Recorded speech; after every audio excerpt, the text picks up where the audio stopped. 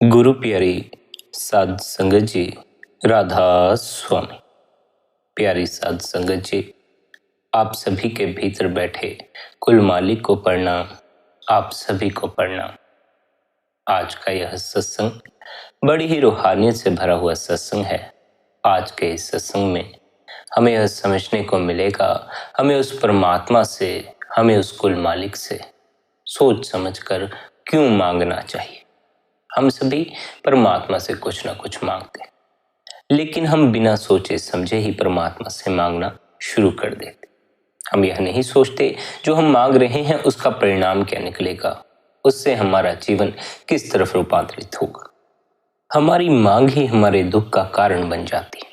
और सच पूछो तो प्रभु की शरण में जाकर भी अगर हमें सुख नहीं मिलता तो हमारी मांग के कारण ही नहीं मिलता। संसार में हमारी जो मांगें पूरी नहीं होती वे हमारे भीतर सरकती चली जाती हैं, भीतर इकट्ठी होती चली जाती। जब हम अपने भीतर अनेक चीजों की मांग इकट्ठी करके बैठ जाते हैं, अनेक चीजों की चाह रख कर बैठ जाते हैं, तब फिर हम परमात्मा की तरफ दौड़ना शुरू कर देते। क्यों? क्योंकि हमारे बस में तो है ही नहीं कि हम अपनी मांगें पूरी कर सकें, अपनी चाहते पूरी कर सकें। हम तो अपनी एक चाह भी पूरी नहीं कर पाते। इतनी अनेक चाहें जो हमारी संसार में अधूरी रह गई हैं, उनकी पूर्ति के लिए हम परमात्मा की तरफ दौड़ना शुरू कर देते। परमात्मा के पास जाकर भी हम संसार की चीजें मांगने में लगे हुए। परमात्मा से मांगना कोई बुरी बात नहीं है। इस संसार में जहां पल पल हमें सहारे की आवश्यकता है, वहां परमात्मा का सहारा मांग लेना कोई बुरी बात नहीं है। लेकिन बात यह समझने योग्य है, हम जो मांग रहे हैं हमें पहले यह सोच समझ लेना चाहिए क्या हमारी मांग ठीक है या नहीं। हम जो मांगने जा रहे हैं उसका क्या नतीजा निकलेगा, उसका क्या परिणाम निकलेगा, हमें पहले इसके बारे में सोच समझ लेना चाहिए। प्रभु तो हमारी हर मांग सुनता है, प्रभु तो हमारी हर पुकार सुनता। हम जो कुछ उस परमात्मा से मांगते हैं वही कुछ वह हमें थमा देता। इसलिए हमें सोच समझकर उस परमात्मा से मांगना चाहिए। उसका तो बहुत बड़ा दिल है, वह परवाह नहीं करता आपने क्या मांगा है। आपने जो मांगा वह आपको दे देगा, उसका आपसे प्रेम है, आप उसी के अंश हैं। वह आपकी हर मांग पूरी करने को राजी है, आपकी हर मांग पूरी करने को तैयार बैठा। लेकिन अगर हम उससे कुछ ऐसा मांगे जाएंगे जो हमारे जीवन में दुख का कारण बनता जाए, तब फिर इसमें हमारा ही कसूर है, उस परमात्मा का कोई कसूर नहीं। हम मांगने से पहले यह भी नहीं सोचते कि हमारी मांग हमारे जीवन को सुगंध से भरेगी या दुर्गंध से भरेगी। हमने अधिकतर बार तो वही चीजें मांगी हैं जो जीवन को दुर्गंध से भर देती। इसलिए अब जब हम अपने जीवन की तरफ देखते हैं तो सिवाय दुख और विषाद के हमें कुछ नजर नहीं आता। सिवाय दुर्गंध के हमें किसी और चीज की कोई खबर ही नहीं लग पाती। वह परमात्मा दयालु है, उसका तो बहुत बड़ा दिल है। जो कुछ उससे मांगोगे वह वही कुछ दे देगा। जो मांगू ठाकुर अपने से सोई सोई दीजिए। दुख मांगोगे दुख मिल जाएगा, सुख मांगोगे सुख मिल जाएगा। आध्यात्मिक मार्ग पर चलने वाले साधकों को संतों ने सत्य उपदेश दिया है कि तुम तो परमात्मा से कुछ मांगो ही मत। ना दुख मांगो ना सुख मांगो। क्यों कुछ भी मत मांगो? क्योंकि अध्यात्म की यात्रा उस तल पर पहुंचने की यात्रा है जहां ना सुख है, जहां ना दुख है, वहां केवल और केवल आनंद है। संतों का उद्देश्य जीवों को सुखी करना नहीं है, क्योंकि सुखी आदमी कभी भी दुखी हो सकता है। सुख और दुख अलग नहीं है। अभी सुख है तो क्षण भर बाद दुख का अनुभव होना शुरू हो जाए। सारा दिन ऐसा ही तो होता है। कुछ घड़ियों के लिए, कुछ लम्हों के लिए हम सुख का भीतर अनुभव करते हैं और कुछ घड़ियों के लिए, कुछ लम्हों के लिए हम भीतर दुख का अनुभव करते हैं। जो सुखी हो सकता है वह कभी भी दुखी हो सकता है। कोई धन के कारण सुखी हो गया, धन छिन जाए तो तत्क्षण ही दुख में पड़ जाएगा। किसी ने बड़ा मकान बना लिया, भीतर सुख के झरने बह रहे हैं, मकान गिर जाए तत्क्षण दुख के पहाड़ टूट पड़ेंगे। दुखी आदमी कभी भी सुखी हो सकता है, सुखी आदमी कभी भी दुखी हो सकता है। इसलिए संत जीवों को सुख दुख में फंसाते ही नहीं हैं, वे जीवों को अंतस का उपदेश देकर समझाते हैं अंतस में केवल और केवल आनंद है। वहां ना सुख की अवस्था है ना दुख की अवस्था, वहां तो केवल आनंद की अवस्था ही है। वहां जो पहुंच जाता है वह सदा के लिए आनंदित हो जाता, उसे ना फिर सुख की कोई आशा रह जाती है, उसे ना फिर दुख से कोई बैर रह जाता। इसलिए संत दुख को भी बुरा नहीं बोलते, संत तो दुख को भी स्वीकार कर लेते। संतों को ना तो दुख से कोई फर्क पड़ता है ना सुख से कोई फर्क पड़ता है। उन्होंने एक ऐसा तल, एक ऐसा स्थान हासिल कर लिया है जहां पर केवल और केवल आनंद की वर्षा होती। आनंदित आदमी सुख की मांग ही नहीं करता, दुखी आदमी ही सुख की मांग करता। इस बात को सदा स्मरण रखें। अगर आप केवल इस जीवन में सुख की अवस्था में जीना चाहते हैं तो यह कभी भी संभव नहीं हो पाएगा। यह बिल्कुल ही असंभव बात है। अगर आप सुख की अवस्था में जीना चाहते हैं तो दुख की अवस्था में भी आपको जीना पड़ेगा। इसलिए जीवन में सुखी होने की चाह रखकर ही मत बैठ जाना। ऐसा मत सोचकर बैठ जाना कि अपने जीवन के सभी दुखों को किसी ढंग से दूर कर लो। दुख कभी दूर नहीं होते। जीवन में सुख और दुख तो चले ही रहते हैं। ये दोनों एक ही सिक्के के दो पहलू हैं। आज दुख है कल सुख हो जाएगा, आज सुख है कल दुख हो जाएगा। एक दिन में ही अनेक बार हम इन दोनों अवस्थाओं में जीते हैं, इन दोनों अवस्थाओं से गुजरते हैं। सुखी भी होते हैं, दुखी भी होते हैं। और यह ख्याल रखने योग्य बात है कि सुख और दुख की अवस्था में वही व्यक्ति जीता है जो बाहरमुखी, अंतर्मुखी व्यक्ति, अंतर में ध्यान टिकाने वाला व्यक्ति आनंद की अवस्था में जीना शुरू कर देता है। आनंद की अवस्था सुख और दुख की अवस्था से ऊपरी अवस्था है, क्योंकि आनंद की अवस्था अंतस की अवस्था है, सुख और दुख की अवस्था बाहर की अवस्था। यानी जो संसार में जीते हैं वे सुख दुख में जीते हैं, जो अपने घट में जीते हैं, अपने अंतस में जीते हैं, वे आनंद में जीते हैं। यही कारण है कि संतों ने आध्यात्मिक मार्ग पर चलने वाले साधकों को, अंतस की यात्रा पर चलने वाले साधकों को परमात्मा से कुछ भी मांगने से इनकार कर दिया। उन्होंने कहा, परमात्मा से कुछ मत मांगो, जो कुछ भी मांगोगे वह आपको सुख और दुख की अवस्था में लाकर खड़ा कर देगा। अगर आपने धन मांगा तो धन केवल अपने साथ सुख ही थोड़ी लाता है, दुख भी लाता है। धन का सुख क्या है? महंगी महंगी गाड़ियां रख लोगे, महंगी होटल में ठहरोगे, महंगे कपड़े पहनोगे। धन से जो सुख मिलता है उस अवस्था में तो धन आने के बाद जीव जीता ही है, साथ ही साथ धन से जो दुख आता है उस अवस्था में भी जीव जीना शुरू कर देता। इसलिए सुख और दुख की अवस्थाएं दो अलग अवस्थाएं नहीं बल्कि एक ही अवस्था।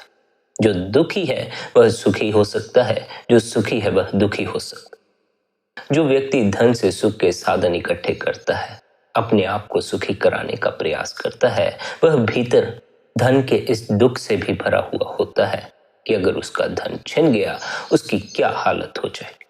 चोर लुटेरों का भय भीतर घर कर जाता, डाकुओं के पैसों के लिए फोन आने शुरू हो जाते।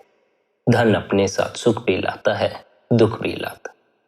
धन अगर आपके पास है तो ना तो आप दुख की अवस्था को छोड़ पाएंगे ना सुख की अवस्था को छोड़ पाएंगे, दोनों में जीना पड़ेगा। धन मांगा तो सुख भी आएगा, दुख भी आएगा।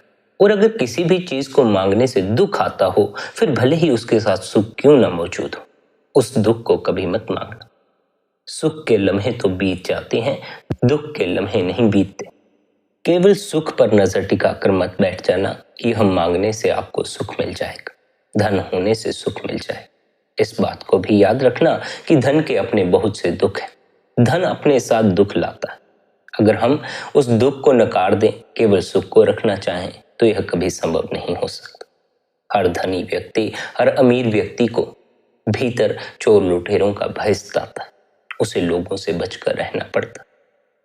मांगना तो सोच समझकर मांगना।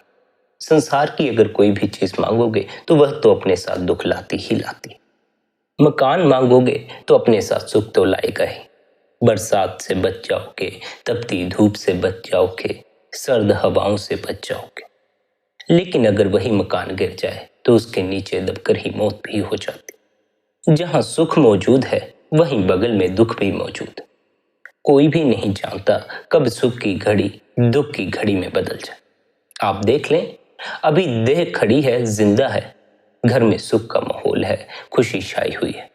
अभी देह गिर जाए, घर में मातम का माहौल हो जाता है, घर में दुख की घड़ी छा जाती। जो कुछ संसार का है, चाहे यह देह, चाहे यह पदार्थ, चाहे यह संसार, यह सुख और दुख से जुड़ा हुआ है। यहाँ सुख भी मिलता है, दुख भी मिलता है। जो संसार में जीना चाहते हैं वे सदा के लिए सुखी नहीं हो पाते, क्योंकि सुख को दुख से अलग नहीं किया जा सकता। सुख की मांग तो उठती ही तब है जब आप भीतर दुखी हो। अगर कोई व्यक्ति दुखी ही ना हो तो भला वह सुखी होना किस लिए चाहेगा। दुखी हैं इसलिए सुखी होना चाहते। दुख और सुख दोनों एक दूसरे के साथी हैं, ये जहां रहते हैं एक साथ रहते। इसलिए अगर आप संसार में जीना चाहते हैं, बाहर मुखी होकर जीना चाहते, तो दुख से इनकार ना करें, दुख का भी स्वीकार करें। दुख का स्वीकार करना यही आनंद की अवस्था में पहुंच जाना। सुख तो हम स्वीकार करते ही करते हैं, जब हम दुख को भी स्वीकार करना सीख जाते, तब हम अंतस के आकाश में उड़ना भी सीख जाते। जो जीव अंतस में सरक जाता है वह दुख को हटाने के उपाय नहीं करता, वह दुख को हटाने के लिए सुख की खोज नहीं करता, वह दुख को भी वैसे ही स्वीकार करता है जैसे वह सुख को स्वीकार करता। इसीलिए आनंद की अवस्था सबसे ऊंची अवस्था है। वहां हम सुख और दुख से ऊपर उठ जाते हैं, सुख और दुख की इस नगरी से परे जाकर अपने सतलोक में जाकर ठहर जाते हैं। यह अवस्था कहीं बाहर से उपलब्ध नहीं होती, यह अवस्था भीतर से उपलब्ध होती है। लेकिन भीतर कैसे मुड़ पाओगे अगर भीतर दुख और विषाद ही इकट्ठा किया है। अगर भीतर कूड़ ही इकट्ठा किया है तो जब भीतर उतरोगे तो वह कूड़ दुर्गंध मारेगा, और दुर्गंध में भला कितनी देर बैठ पाओगे। दुर्गंध से तो तत्क्षण दूर भागने का जी ही चाहेगा। यूं ही नहीं, साधक ध्यान में जब बैठते हैं, जब वे अपने भीतर कूड़ विचारों को देखते हैं तो ध्यान से भागना शुरू कर दे। इस संसार का कुछ भी ऐसा मत मांगना जो भीतर दुर्गंध इकट्ठी कर दे, भीतर दुख इकट्ठा कर दे। अगर भीतर आपने भय इकट्ठा कर लिया है, चिंताएं इकट्ठी कर ली हैं, परेशानियां इकट्ठी कर ली, तो इन सब का परिणाम यही निकलने वाला है कि एक दिन यह आपको भीतर से मार डालेगा। जैसे ही आप भीतर से रूपांतरित होंगे, आपके आसपास का सारा वातावरण ही बदलना शुरू हो जाएगा। आपके प्रति लोगों का व्यवहार बदलना शुरू हो जाएगा। आपके प्रति सद्गुरुओं के अनेक मार्ग खुल जाएंगे। आपके प्रति परमात्मा का मार्ग खुल जाएगा। भीतर से जो रूपांतरित होते हैं उनका बाहर का जीवन भी रूपांतरित हो जाता है। लेकिन जो भीतर से रूपांतरित नहीं होते, भीतर दुर्गंध इकट्ठी कर लेते हैं, उनका बाहर का जीवन भी दुर्गंध से भर जाता है। हमारे असल प्राण हमारे अंतस में मौजूद है। बाहर तो यह ढांचा नजर आता है। भ्रमों में आकर हमने इस मिट्टी के पुतले को अपना होना समझ लिया। लाख हम समझते रहें कि यह मिट्टी का पुतला हम हैं, अंत में हमारी समझ पर मिट्टी ही पड़ने वाली। यह मिट्टी का पुतला तो मिट्टी में मिल ही जाएगा। अगर अभी हमें इस बात का होश नहीं आता कि हम यह मिट्टी का पुतला नहीं, यह देह नहीं, तो मरते क्षण जब यह पुतला गिरेगा तब देख लेना। तब भी यही देखने को मिलेगा कि मिट्टी मिट्टी में समा गई और आपका कुछ भी न गया, यह देह आपका होना न था। जिस राज को अभी और इसी क्षण जान सकते हो, उस राज को जानने के लिए मरने का इंतजार क्यों करते? जीते जी ही इस राज को जान लो कि यह देह आपका होना नहीं है, इस देह के भीतर आपका होना। जैसे वृक्ष को हम देखते हैं तो बाहर जो वृक्ष नजर आता है वह प्राण नहीं है, वह तो केवल देह मात्र है। असल प्राण तो वृक्ष के उसकी जड़ों में होते हैं, वे जड़ें जो छिपी हुई होती हैं, जो नजर नहीं आती। हमारे प्राण भी हमारे भीतर छिपे हुए हैं। हमारी आत्मा हमारे अंतस में मौजूद है। वह आत्मा नजर नहीं आती क्योंकि ऊपर इस शरीर का पर्दा चढ़ा हुआ है। हम इस शरीर के पर्दे पर ही ठहर गए हैं। हमने इस शरीर को ही अपना होना समझ लिया। जब तक शरीर को अपना होना समझते रहोगे, सुख और दुख की अवस्था से ऊपर ना उठ सकोगे, क्योंकि सुख और दुख तो आते ही देह पर है। सुख और दुख आत्मा पर नहीं आते। देह की मौजूदगी में ही हम सुख का अनुभव कर सकते हैं, देह की मौजूदगी में ही हम दुख का अनुभव कर सकते हैं। और यह देह तो खुद भी सुख और दुख की अवस्था में बंधी हुई है। आप देख लें, अगर देह स्वस्थ है, अगर देह सुंदर है तो सुख की अवस्था। अगर देह किसी रोग से ग्रस्त है, अगर देह क्रूप है तो दुख की अवस्था। अगर देह तक ही सीमित रह गए तो जब तक देह ठीक है, स्वस्थ है, सुख का अनुभव करते रहोगे। अगर कोई रोग लग गया, कोई बीमारी लग गई तो देह दुख का कारण बन जाती। दुख और सुख की अवस्था से ऊपर भी वही उठ सकता है जो इस देह से ऊपर उठने को राजी हो जाता। देह से ऊपर वही उठ सकता है जो आत्मा के तल पर उतरने को राजी हो जाता। देह से अलग अगर किसी अस्तित्व का अनुभव करोगे तभी तो देह से ऊपर उठ पाओगे। जब तक देह का ही अनुभव होता है और कोई अलग अस्तित्व अनुभव में ही नहीं आता, तब तक भला देह के बंधन से मुक्त कैसे हो पाओगे। ध्यान की सहायता से हमें देह के अलग अपने अस्तित्व का अनुभव होना शुरू हो जाता। प्रतिदिन कुछ घड़ियों के लिए देह से अपने को अलग अनुभव करोगे तभी देह से ऊपर उठने को राजी हो सकोगे। संत हमें यूं ही नहीं समझाते, अपने स्वयं में ठहरो, अपने आपे में ठहरने के लिए निरंतर ध्यान में बैठो। संत जानते हैं जब तक हमने अपने आप अपने भीतर कुछ ऐसा अनुभव नहीं किया जो हमें देह से अलग होने का अनुभव करा दे, तब तक हम संतों की इस बात को मानने भी नहीं वाले कि हम देह नहीं हैं। हम तो अपने को देह ही समझते हैं, हम अपने को शरीर ही मानते। आप देख लें, हम सभी अपने चेहरे को कितना सजाने में लगे रहते, अपने इस देह को कितना सजाने में लगे रहते हैं।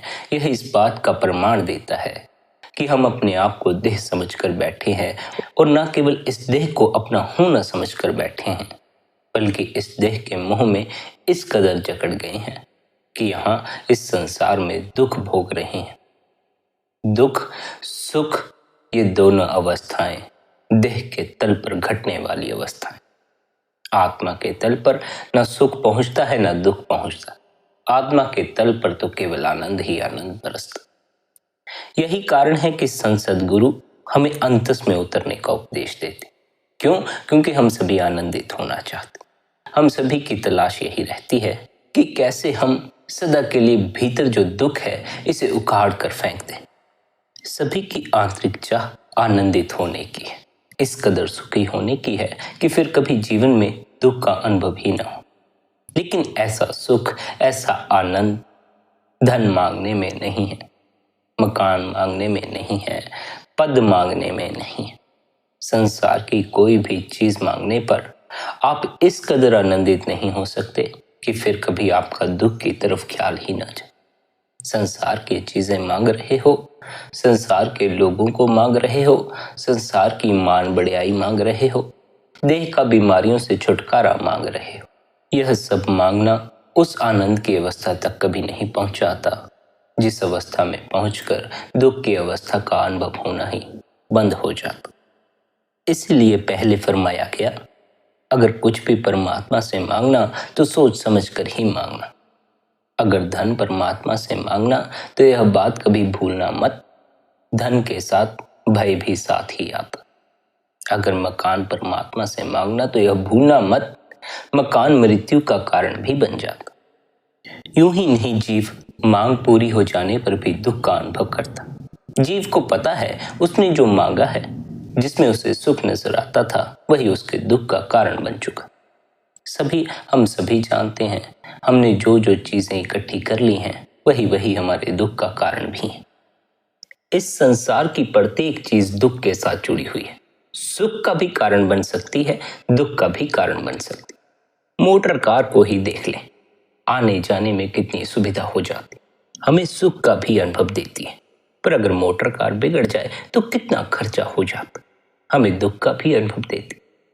संसार की प्रत्येक चीज सुख और दुख दोनों से जुड़ी हुई है। जरा सी चूक और दुख प्रकट हो जाता। सुखी आदमी जरा सी चूक करता है और दुख के सागर में डूब जाता। दुखी आदमी जरा सा प्रयास करता है और सुखी हो जाता। जब तक इस संसार से बंधे रहोगे तब तक सुख और दुख की अवस्था से भी बंधे रहोगे। फिर सदा के लिए आनंदित न हो सकोगे। फिर यह नहीं कह सकते कि मेरे जीवन में कभी दुख ना हो। संसार में बंधे रहना चाहते हो तो दुख भी होगा। संसार से पार जाने का इरादा है अपने स्वयं में ठहरने का इरादा है, तब तो सदा के लिए आनंदित हो भी सकते। बाहर से कभी कोई सदा के लिए आनंदित नहीं हुआ। जो भी सदा के लिए आनंदित हुए हैं वे भीतर उतर कर ही आनंदित हुए। आप किसी भी संत महात्मा, किसी भी सच्चे सद्गुरु का उपदेश उठाकर देख लें, सभी ने अंतस की यात्रा पर ही जोर दिया है। सभी ने यही कहा है कि आज दिन तक जिसका भी परमात्मा से मिलाप हुआ अपने भीतर जाकर हुआ। आज दिन तक जो भी सदा के लिए आनंदित हुआ, सदा के लिए दुखों से ऊपर उठा, अपने अंतस में जाकर ही उठा। हम संतों के उपदेश को ठुकरा देते हैं। हम सोचते हैं हम बहुत ही बड़े सूरमा, हम इस संसार में, इस बाहर के जगत में सुख की खोज कर ही लेंगे, इस संसार में सदा के लिए सुखी हो ही जाएंगे। लेकिन हमारे सभी प्रयास विफल होते। आज दिन तक जितने भी लोगों ने इस संसार में सदा के लिए सुखी होने का प्रयास किया, वे अंत में दुख से भरकर ही इस संसार से गए। दुख तो इस बात का भी अंत में इकट्ठा हो जाता है कि जीवन भर का प्रयास व्यर्थ गया। मृत्यु आपके सभी प्रयास विफल कर देती है। मृत्यु के आगे किसी का कोई वश नहीं चलता। देह के तल पर खड़े होकर अगर मृत्यु का सामना करने की कोशिश करोगे तो सदा ही हार होने वाली है। सदा मृत्यु अपने साथ ले जाएगी। आत्मा के तल पर खड़े होकर मृत्यु का दर्शन करोगे तो पाओगे मृत्यु कभी भी आपको अपने साथ नहीं ले जाती थी। मृत्यु सदा से देह को अपने साथ ले जाती रही। हम जन्मों जन्मों से देह बदलते आए और देह के तल पर खड़े होकर ही मृत्यु को निहारते आए। इसलिए मृत्यु हमें अपनी होती हुई नजर आती। जिस दिन हम आत्मा के तल पर खड़े होकर मृत्यु को निहारेंगे, उस दिन हमें साफ साफ दिखाई पड़ेगा आत्मा को मृत्यु हाथ तक नहीं लगा सकती। मृत्यु जिसे ले जा सकती है वह देह है और मृत्यु देह को साथ लेकर ही जाती। देह को मृत्यु से बचाने के प्रयास में मत लगे रहना, बल्कि देह से ऊपर उठने का अभ्यास करना। देह को बचाने के प्रयास में लगे रहे तो यह प्रयास तो विफल होने ही वाला। हो सकता है आज बच जाओ, कुछ दिनों के लिए बच जाओ, कुछ महीनों के लिए बच जाओ, कुछ सालों के लिए बच जाओ, लेकिन उसके बाद एक ना एक दिन तो उस द्वार को लांघना ही होगा जहां से भागकर बचने के प्रयास में लगे हुए हो। देह को बचाने का प्रयास व्यर्थ ही चला जाता। देह से पार जाने का अगर कोई प्रयास करे तो वह प्रयास सफल भी हो जाता। देह से ऊपर उठने का एक ही नहीं अनेक लाभ है। दुख और सुख से ऊपर उठ जाओगे, दुखों से बच जाओगे, मृत्यु से ऊपर उठ जाओगे, उस परमात्मा का दर्शन कर लोगे, अपने स्वयं की पहचान कर लोगे। पर हम देह के मोह से ऊपर उठने को राजी नहीं। हम अपने को देह ही समझना चाहते। देह का यह मोह संसारी कामनाओं से पैदा होता है। देह का यह मोह संसार की वासनाओं की पूर्ति से पैदा होता है। जितना संसारिक पदार्थों को इकट्ठा करने की चाह रखोगे उतना ही देह से मोह भी करना पड़ेगा, क्योंकि संसार में तो देह ही विचर सकती है। संसार के पदार्थों का अनुभव देह ही कर सकती। संसार के स्वादों का अनुभव देह द्वारा ही किया जा सकता। जितना बाहर भागोगे, बाहर की चाह रखोगे, जितनी बाहर की कामनाओं को भीतर इकट्ठा कर लोगे, उतना देह का मोह बढ़ता चला जाएगा, उतना अपने आप को देह से जोड़ बैठोगे। फिर एक क्षण आएगा जब अपने स्वयं को खोकर देह को अपना होना समझकर देह की कामनाओं की पूर्ति में लग जाओ। देह की कामनाओं की पूर्ति में लगे लगे जीवन कब व्यतीत हो जाएगा इसकी खबर ना लगेगी। जब अंतिम बेला निकट आएगी तब पछताओगे, सोचोगे इन इच्छाओं और कामनाओं के पीछे भागकर, इस देह के मोह में पड़कर सारा जीवन व्यर्थ ही गवा दी। लेकिन तब पछताने से कोई फायदा नहीं होता। तब पछताए होत क्या जब चिड़िया चुग गई खेत। जो जवानी में विचार कर ले वही महान है। जो जवानी में संतों के इस उपदेश पर गौर करना शुरू कर दे कि अगर मैं देह नहीं, मैं आत्मा हूं, तो कैसे मैं देह से ऊपर उठूं, कैसे अपने स्वयं को जानूं, वही महान। क्यों? क्योंकि यात्रा लंबी है। जन्मों जन्मों से मन बाहर भटका है। अब कुछ समय इसे भीतर समेटने के लिए लगाना होगा। जवानी में शरीर भी स्वस्थ होता है। जवानी में आप अभ्यास भी अच्छे से कर सकते हैं, भजन भी अच्छे से कर सकते हैं। जवानी में जो इस देह के स्वास्थ्य का लाभ उठाकर, इस देह के भीतर सत्य की खोज करना शुरू कर देता है, वह बुढ़ापे तक पहुंचते पहुंचते परम स्वस्थ हो जाता। हम लोग तो बुढ़ापे में बीमारियों के शिकार हो जाते। हम लोग तो बुढ़ापे में शरीर की कमजोरी के शिकार हो जाते। शरीर साथ नहीं देता। अब शरीर साथ देगा तो देगा भी कैसे? जो जीवन ऊर्जा जवानी में परमात्मा को जानने के लिए लगानी थी, वह जीवन ऊर्जा संसार के पदार्थों की पूर्ति में लगा डाली। सारी जीवन ऊर्जा बाहर ही बाहर फेंकते रहे, भीतर से कमजोर होते चले गए। जो भीतर से शक्तिशाली है, वह बाहर से भी शक्तिशाली होता। उसके पास, जिसके पास भीतर ताकत है, वह बाहर ताकत से ही भरा होता। लेकिन जो भीतर ही सिकुड़ गया है, वह बाहर भी सिकुड़ना शुरू हो जाए। हमारे असल प्राण बाहर नहीं, भीतर छिपे हुए हैं। अगर भीतर दुर्गंध है तो बाहर दुर्गंध इकट्ठी हो जाएगी। अगर भीतर सुगंध है तो बाहर सुगंध इकट्ठी होती चली जाएगी। जवानी में ही विचार कर लेना, अपने को देह मत समझ लेना।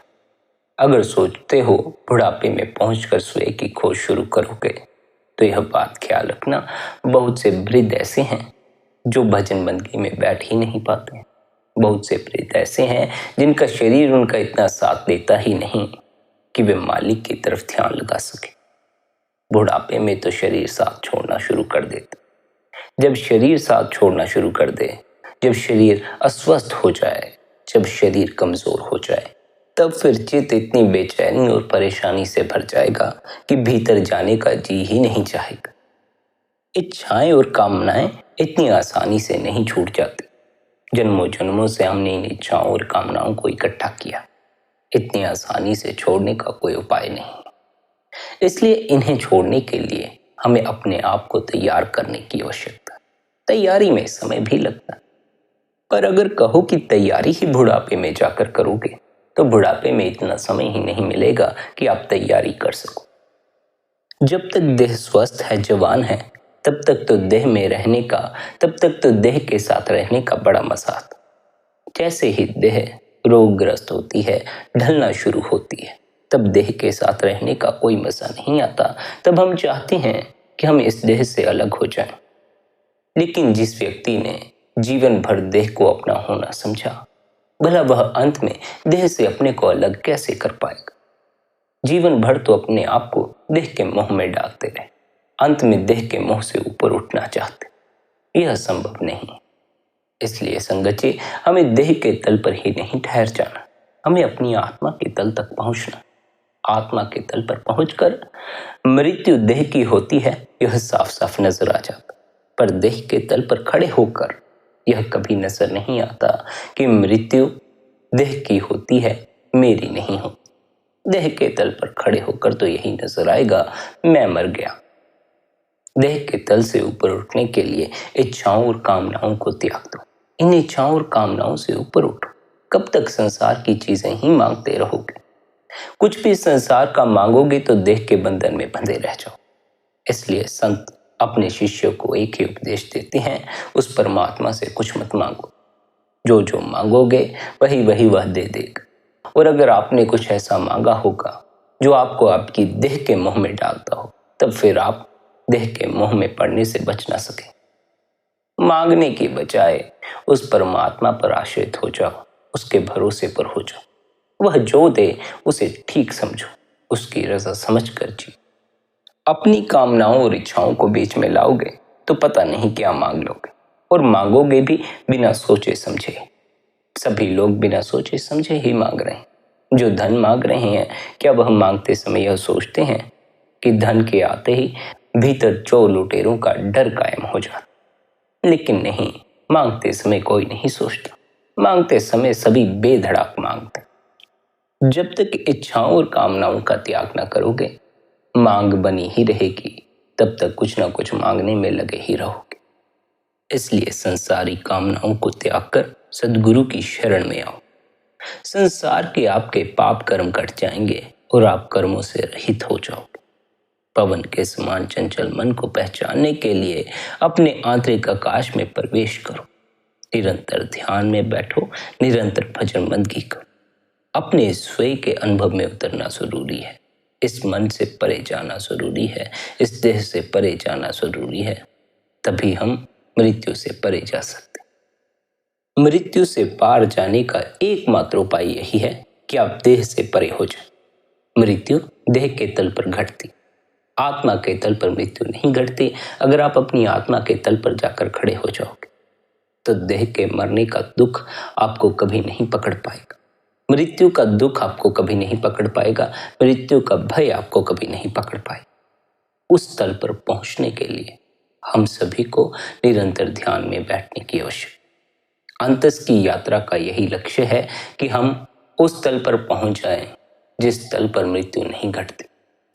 अंतस की यात्रा का यही उद्देश्य है कि हम उस तल पर जाकर खड़े हो जाएं जहां सुख दुख की अवस्था नहीं है, जहां केवल और केवल आनंद की अवस्था। सुख भी आएगा तो देह पर आएगा, दुख भी आएगा तो देह पर आएगा। आत्मा पर न सुख आता न दुख आता।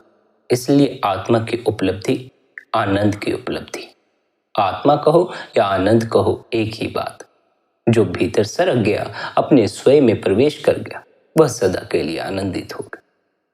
भीतर की यात्रा शुरू ही तब हो सकती है जब आप बाहर की चीजों की मांग बंद कर दो। बाहर की चीजों की मांग इस बात का प्रमाण देती हैं आपकी वृत्ति बाहर मुखी है।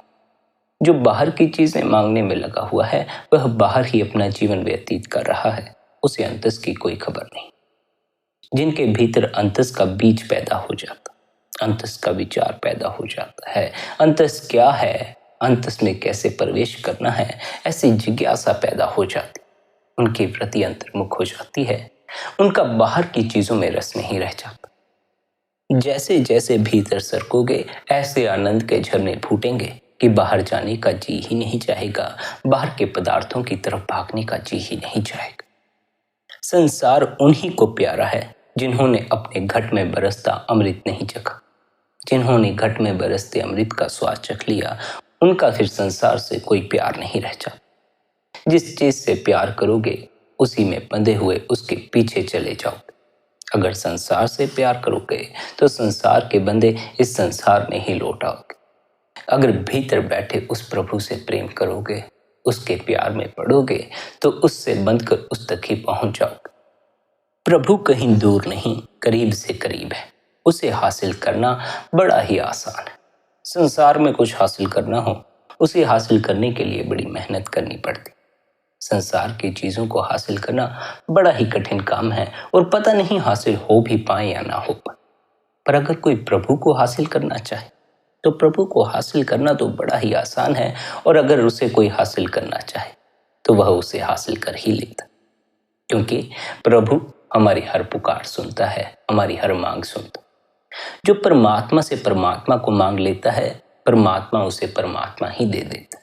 जो परमात्मा से धन मांगता है, परमात्मा उसे धन दे देता। लेकिन धन के साथ सुख और दुख दोनों आते हैं।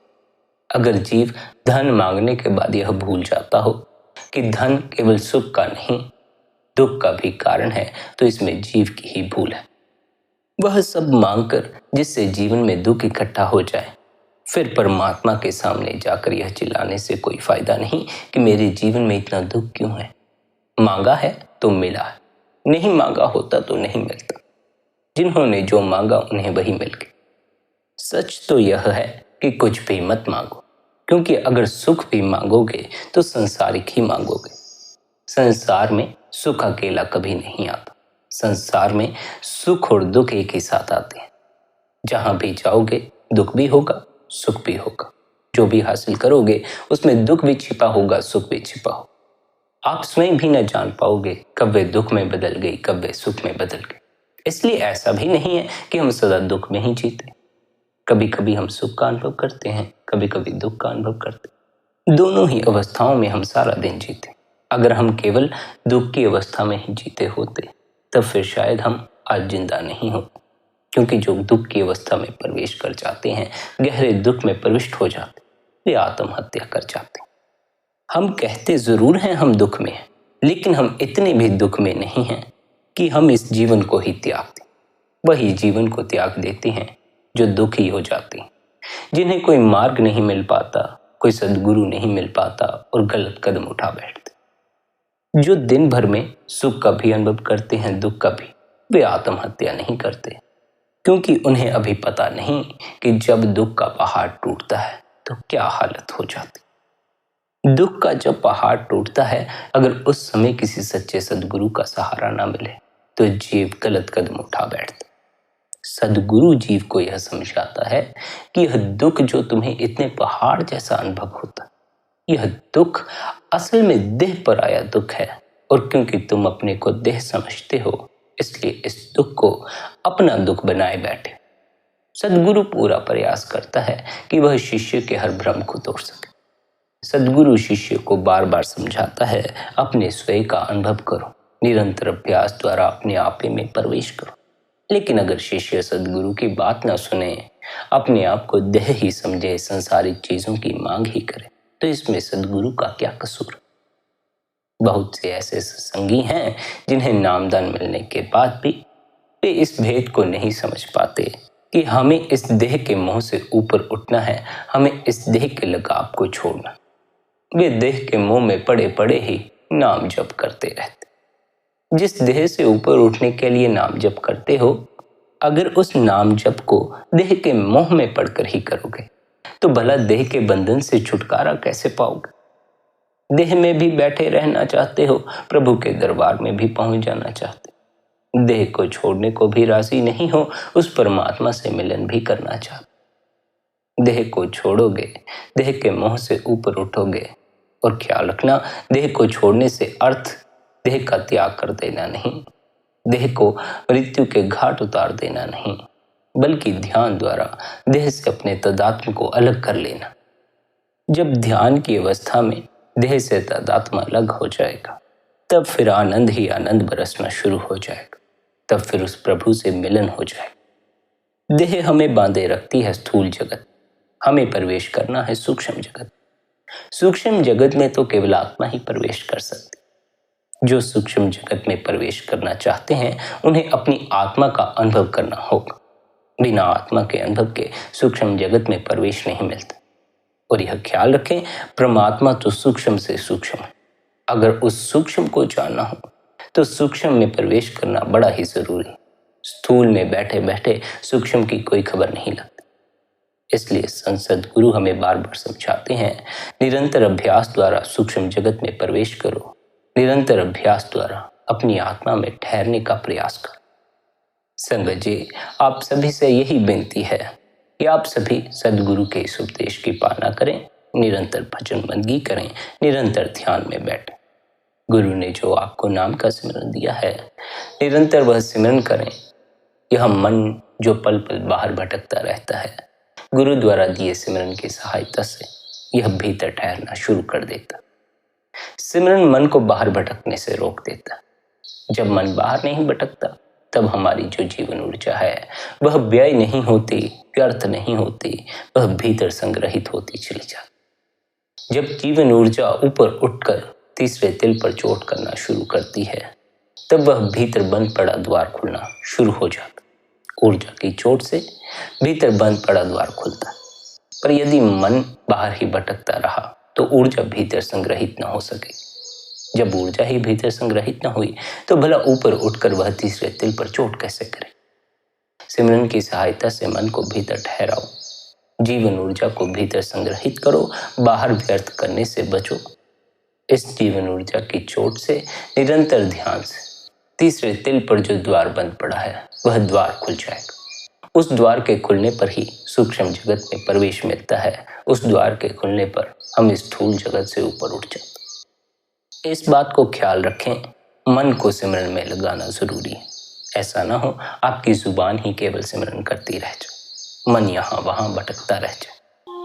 मन को यहाँ वहां नहीं भटकने देना है, इसे गुरु द्वारा दिए नाम में लगा लेना। गुरु द्वारा दिया हुआ नाम हमें अंतस में गूंजते नाम तक ले जाता। अंतस में गूंजता नाम हमें अपने स्वयं का अनुभव करवा देता है, हमें अपनी आत्मा तक ले जाता। आत्मा की पहचान ही सत्य की पहचान। सत्य के पहचान पर चलने वाले साधकों से यही विनती है कि वे परमात्मा से हर किस्म की मांग छोड़, क्योंकि मांग केवल संसारिक चीजों की हो सकती है। परमात्मा और आत्मा हमें स्थूल संसार में उपलब्ध नहीं होता। ये तो हमें सूक्ष्म जगत में जाकर उपलब्ध होते हैं। इसलिए हमें मांग छोड़कर निरंतर भजन मत की करनी है, निरंतर गुरु द्वारा दिए हुए अभ्यास की पालना करनी। संगत जी, आज के इस सत्संग को यहीं विश्राम देते हैं। इतने प्रेम और प्यार से आप सभी ने सत्संग को सुना, उसके लिए आप सभी का धन्यवाद। राधा स्वामी जी।